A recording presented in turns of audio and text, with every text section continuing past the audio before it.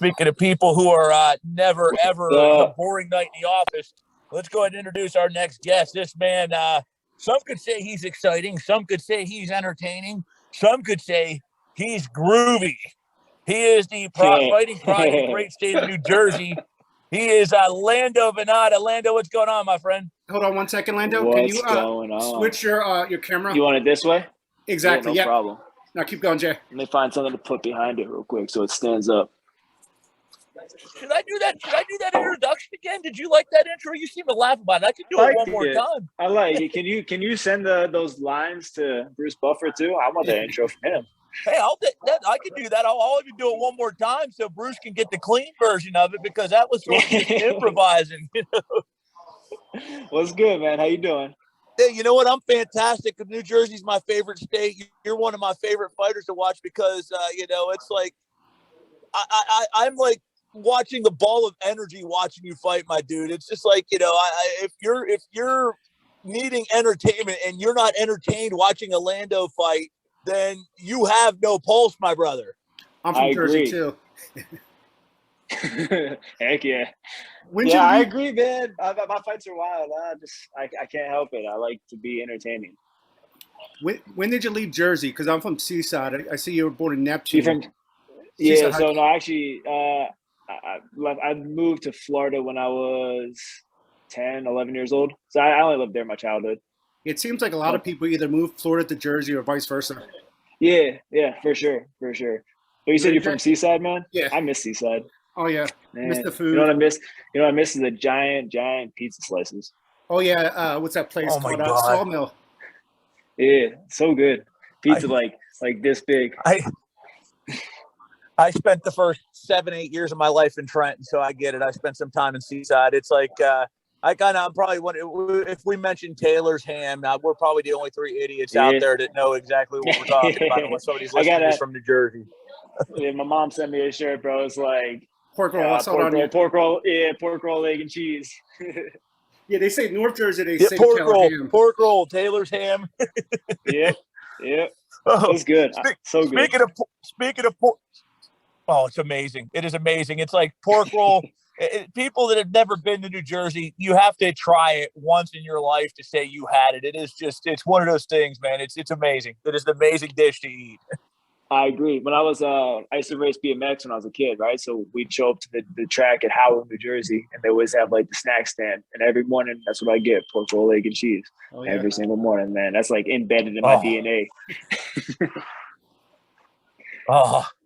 Well, we got to get this man some pork roll sent, Carlos. I know I'm like actually, my brother lives right on the border. He lives across in Philadelphia. So I got to get this man some pork roll sent to him once he whoops some ass, this, coming up at UFC Fight Night 205, you know. So you put Charles Jourdain down. I'm going to get some pork roll specially sent to you, man. Deal. No problem. I'll follow through on my part. So I hope you follow through on yours. Well, you got to get me your info. I will 100%. I'm an Italian. I'm us Italians, man. Us Italians are true to one thing, and that's our word. You know what? What does Scarface say? We're wording our balls. We don't break them for nobody. You know how that goes. There you go. Oh, let's talk about that fight. UFC 205, Fight Night 205, the Apex in Las Vegas. You and Charles Jourdain. I guarantee you'll be fighting tonight, potential. Tell us a little bit about that, man. You got two exciting fighters, but what's your thoughts on Charles as an opponent, and what can people that have never seen either of you fight expect to see as they walk in? I mean, he's a banger. He likes to get in there. He likes to throw down, but I think there's, whoever said it first, there's levels to this shit. I think he's way overrated. I think he's been his name has been in the headlines a little bit, but when I watch his fights, I see his skill. I'm not impressed with him, and I think it's going to be a fucking clean sweep that night in the office. What are your thoughts on open scoring? Just striking. This is a guy. Sorry about that. Go ahead, Carlos. I was going to say, what is his thoughts on open scoring? That's been a conversation lately. Go say it again. Open scoring. What are your thoughts on that? That's been a conversation lately. Yeah. I'm neither for nor against it, honestly. Like, I've seen it in positions where it works really well, and it's like it's good. And I've seen it in positions where it's the opposite, and somebody just runs away at third round because they know they're up to. I would say actually I'm more against it, because really all you're getting when you get open scoring is you get to see, all right, well, either the judges are good or the judges are shit. So I would say I'm more against it. I don't enjoy it. I wish we just had better judges. I wish we had more rigorous protocols for someone to become a judge. Makes sense. What do you think some of those protocols would be, Lando? I mean, I know before people have made some suggestions, but what would some of the ones you would suggest as a fighter yourself? What would you throw out there? I mean, I don't know what they do right now, but I would assume, something like you get people who have actually trained, you get people who used to fight. I know that's hard to do. Aside from that, you could probably have some type of classroom protocol where they go through a 6-month training process to get licensed, like something that's rigorous, because it's not just like a regular job. You don't just go to Subway and make a sandwich. Your job is deciding someone's fate. Your job is deciding whether they're going to walk home with $50K or $100K, and whether they're going to have a $15,000 increase in their next contract, or they're going to drop $5,000 in the next contract. Are they going to fight a top 15 after this? Or are they going to fight somebody that's just coming into the show? It's like there needs to be much stricter protocols going on to get these judges in place so that there's not these instances, because they have the power of these people in their hands, these fighters in their hands, and it's way too often the wrong way. You made one suggestion, and I love the idea of ex-fighters. I love the idea of somebody who's been in the grind, who's been, and this is just my perspective of jabroni, but somebody who's been in there, who's been in a 15-round war, that knows what octagon control is, what cage control is, what a significant strike is. My opinion is too much, and correct me if I'm wrong here, you see too many people that have had boxing backgrounds. Okay, they get the boxing perspective, or even they get from your world the wrestling perspective, but they don't get the mixed martial arts perspective. And as you excellently put it, you're screwing people out of money, you're screwing people out of title shots, you're even screwing people out of jobs, because that 10-9 round that Judge A that called wrong could be the difference between somebody getting another fight in the UFC and somebody fighting for Tom, Dick, and Harry's MMA promotion in Johnson City, Tennessee, or Atlantic City. Which no disrespect to them, that's a great promotion, but it ain't the UFC.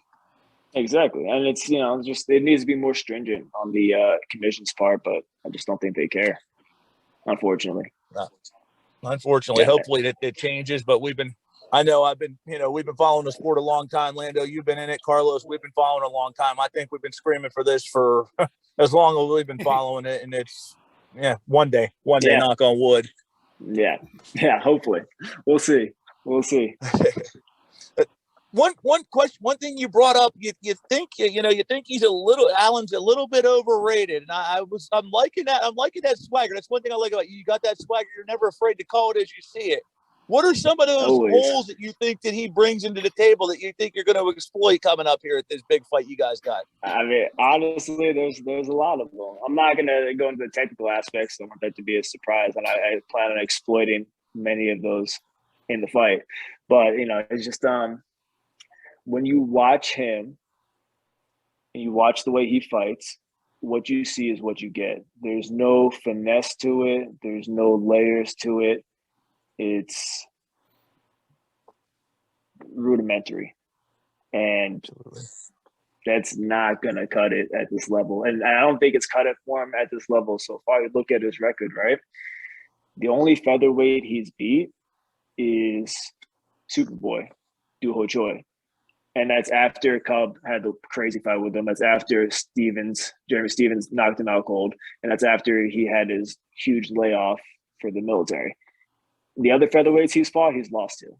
And the other guys he beat were bantamweights that were coming up or on short notice. Absolutely. And I mean, bottom line, the guy he struggled with on the ground, and not to sound like a patron of grabbing chops. And honestly, you're a guy who can eat a punch. I mean, your UFC, you were taking some of the hammers Ferguson, for God's sakes. So, I mean, this is another night in the office, what he's going to be throwing at you. And I don't know if he can handle your ground game. But I don't think he can handle my ground game. I don't think he can handle my stand up. I don't think he can handle my mentality or my pace. Like his last fight, Andre Ewell, guy was a bantamweight, came up. I like Andre. He seems like a good dude. He was piecing him up. He was piecing up Jourdain in the first round, and then Andre got tired. And unfortunately, Andre, he's not mentally tough. He broke pretty quick just from being fatigued. Look at one of his fights before that. He fought, I always forget his name. He's the dude from Mexico. He's also a bantamweight. Just fought Kyler Phillips. Pretty good. He beat up Jourdain for 2 rounds on 7 days' notice. Tossed him around, threw him, outstruck him. But he had no gas in the 3rd round, and Jourdain finished him. If Jourdain didn't finish him, he would have lost that fight.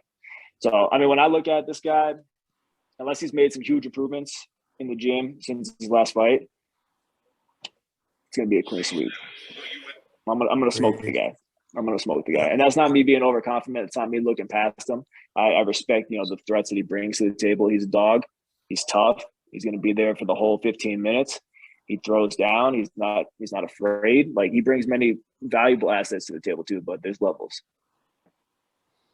Absolutely. And I mean, your perspective on this, you feel like, and and we're going to put this on right here right now, Lando. Is there anything that he brings to the table that you don't think you can one up? No, absolutely not. I mean, look at the list of dudes I fought, man. Like, I've been fighting murderers row, since I got in the UFC. So, no, I mean, like, and I've been doing this since I was 13. Like, my skill set's good. I'm confident everywhere. I'm a top dog in every aspect of the sport in this division. Again, if you guys are just listening to this for the first time and you've never seen Lando fight, let me paint this in perspective for you. This is a man who took on Tony Ferguson in ridiculously short notice. Lando, it was, if I'm not mistaken, under a week's notice, right? And this is when nobody wanted to fight Tony Ferguson. It was 14 days, but I'd just come off like drinking beers and not training. So, but to be real, like, I kind of hate that. I don't hate that I'm known for that fight. Like, it's cool. It was a cool fight. But when I look back at who I was then and my skills then, when I watched that fight, I'm like, fuck, I sucked. I'm like, I got by on trickery and athleticism and heart. And I look back and I look at my skill set. I'm like, that wasn't that good. Like, I would murder that kid. I would murder myself in 2016. It wouldn't even be close. It would be a complete shutout. Absolutely. So, well, I'll throw a fight that really, if that fight didn't put you on the map, I'm going to throw one that actually really made people stand up and notice. John McDessie, your very next fight. Yeah, he's good, man. People that talk, McDessie is a stud striker. He's good, bro. We use that term. We use the term, high level striker loosely. John McDessie is an animal when it comes to the striking game.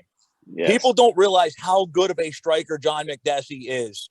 You knocked him out, and that is a feather in your cap. And that was you admitted, Lando, this Lando would knock that Lando out, and you knocked McDessie out. That's to me what Lando Vannata is. I mean, that was a fun fight to watch. There is a high level striker that admittedly gave George St. Pierre fits in the gym, was knocking George St. Pierre out. You knocked him out. I mean, that ain't no joke. Yeah, he's good, man. I like watching Mike Tyson, man. He's skilled. He's very skilled. Very skilled. So for me to have that feather in my cap, I think I'm also the only person that's ever finished him with a knockout. I think Cowboy broke his jaw, but he didn't drop him. I'm the only person to actually knock him out. So that's a good feather, bro. I like that one. That's a nice notch.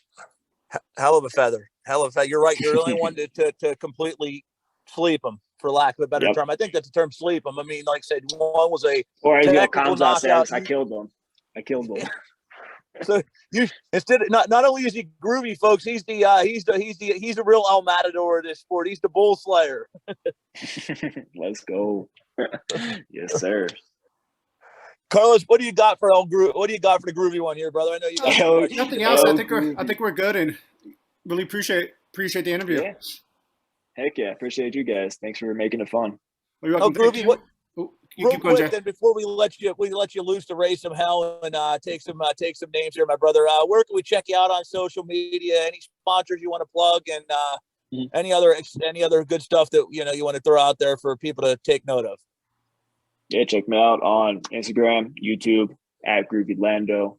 I just started up with a YouTube account. I'm doing stuff like fight breakdowns, training sessions, and then I'm doing some like racing stuff, sim racing, motorcycle racing stuff. It's going to be coming this summer. So I'm into like motorsports and stuff as well. So check the YouTube out. More stuff's going to be coming on that.